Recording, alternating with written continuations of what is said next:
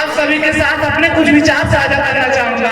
आजादी का असली मतलब वही समझ सकता है जिसने कभी गुलामी की हो। हम सौभाग्यशाली हैं कि हमने स्वतंत्र भारत में जन्म लिया। यूं तो आजादी की लौ 1857 में चल चुकी थी, जो वर्षाल बनकर 1947 को हमारे देश को आजाद कराई।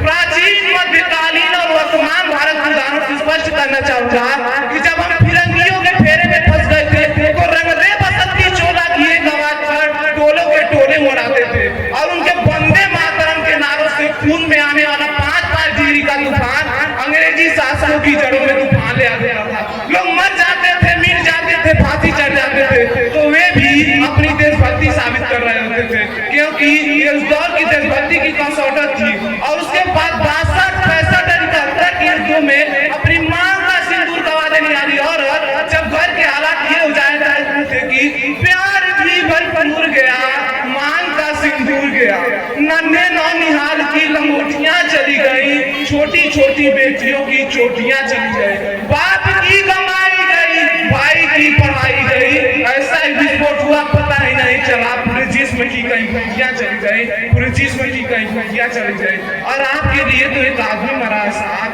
किंतु मेरे घर की तो रोटियां चली गई, किंतु मेरे घर की तो रोटियां चली गई। वाले हालात पैदा हो जाने पर भी एक माँ अपने बेटे को सरहद पर भेज देती है दुश्मनों की धज्जियां उड़ाने के लिए, और उसे पत्र लिखा करती है कि अम्मा ने खत लिखा है बड़ी बड़ी चाव से, पुत्र मेरे ना घबरा जाना, 1 इंच भी पीछे ना हटना, चाहे इंच कट जाना, चाहे इंच कट जाना। इस तरह पूरा परिवार अपनी देशभक्ति साबित कर रहा था। तब देश बलिदान मांगता था, तब देश मिट जाने को कहता था, किंतु आज देश मर जाने को नहीं करता, आज देश मिट जाने को नहीं करता, बल्कि मेरे विचारों में जो व्यक्ति अपना काम पूरी ईमानदारी, पूरी लगन से करे, वही एक सच्चा देशभक्त है। मैं नहीं मानता कि फेसबुक और व्हाट्सएप की डीपी को 3 रंग में रंगना ही देशभक्ति है। और यदि आप कहेंगे कि साल में हाथ में 2 बार तिरंगा ले लेना देशभक्ति है, तो मैं पूछना चाहूंगा कि फुटपाथ पर रहने वाला बच्चा ट्रैफिक की छांव में नंगे पांव में जब तिरंगा बेच रहा होता है तो क्या आप उसकी देशभक्ति समझेंगे?